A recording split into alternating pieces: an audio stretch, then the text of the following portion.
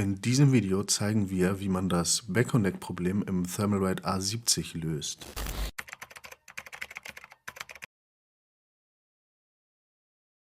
Board Nummer 1. Hier kann man erkennen bei dem CPU-Power-Cable, dass der Platz dafür nicht ausreichend ist. Beim Stecken des Kabels sieht man, es passt nicht. Wir haben Thermalright kontaktiert per Mail und folgende Antwort erhalten.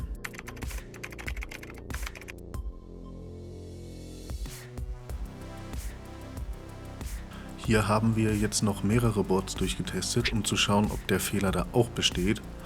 Wie man sieht, beim Asus und bei beiden Gigabyte Boards dasselbe Problem, nicht genug Platz.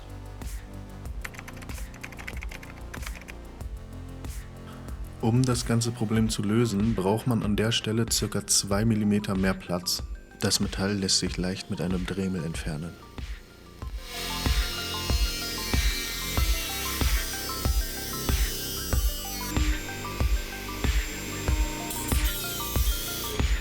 Damit der Stecker passt, ist ein sehr genaues Arbeiten nicht nötig, da man später kaum etwas davon sieht.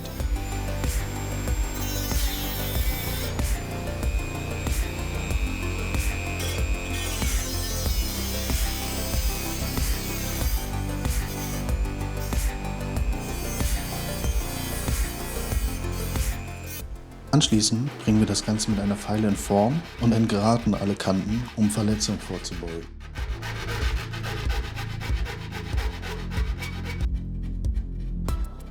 Die entstandenen Kanten können jetzt noch schwarz angemalt werden.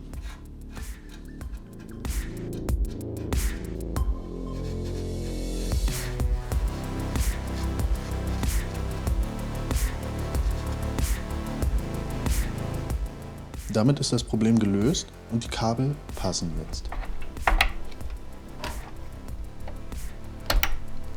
Durch das Verwenden von Backconnect werden die Kabelabdeckungen nicht mehr passen.